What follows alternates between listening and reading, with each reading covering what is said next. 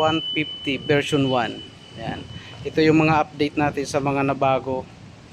Yung mga binago natin, modified parts. Iba't ibang parts ng big bike. So isa-isahin natin guys. Sa unahan, ang gulong natin ay 120/60. Ang tatak niya ay Corsa Platinum. So dito sa unahan, ito yung mga nabago natin. Kasama tong caliper Brembo R6 disc, R6 na mags. So dual disc na siya guys, dual disc. Ayan. So itong ginamit natin na port, Showa port, then yung telescopic nya pang CBR 1000 RR.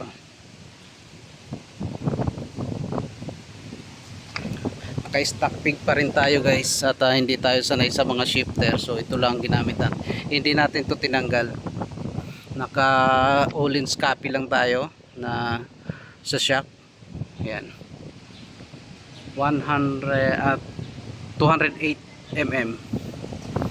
Naka 6R na swing arm.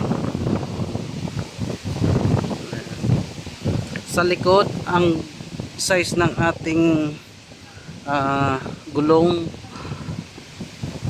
160/60. Platinum din siya, Corsa Platinum. Ayan, 160/60 by 17. So yan yung mga nabago natin. 2 years na siya naka-modified na ganyan. So wala pa naman tayo naging problema sa motor, sa mga parts, maliban sa pagpalit ko ng oil seal kasi nagkakaroon to ng tagas. So ngayon madali lang naman palitan at marami naman parts na nabibili sa Shopee, kaya napapalit na naman agad natin. Ako na lang din ang nagpapalit niyan. Ayan.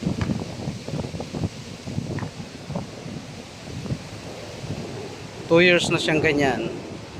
Yun lang nagiging problema natin guys, pero nasusolusyon na naman.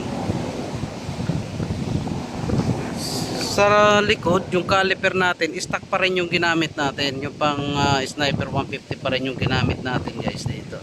Yan pa rin ang ginamit natin. At pinalitan pala natin ito guys ng pang R3 na, yan, pang R3 ito na Tambutso muffler. Pinalitan natin yan, R3. So dito natin nilagay yung ating fluid tank sa pagitan kung pa. Ayan, yan, sisilipin natin. Ayan. Ayan. Dito natin nilagay guys.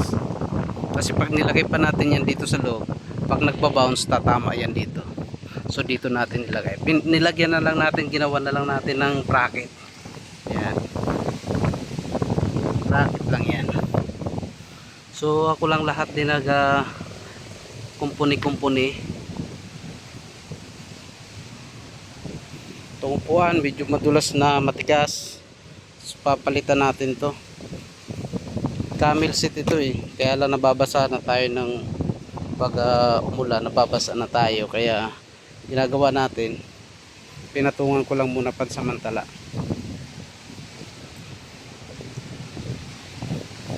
Okay, yun lang. At ito pa pala, napalitan natin na ng side mirror. Ayan, side mirror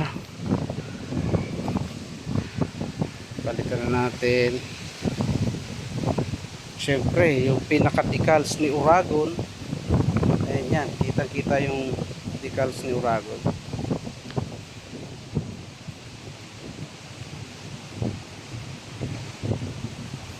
Okay.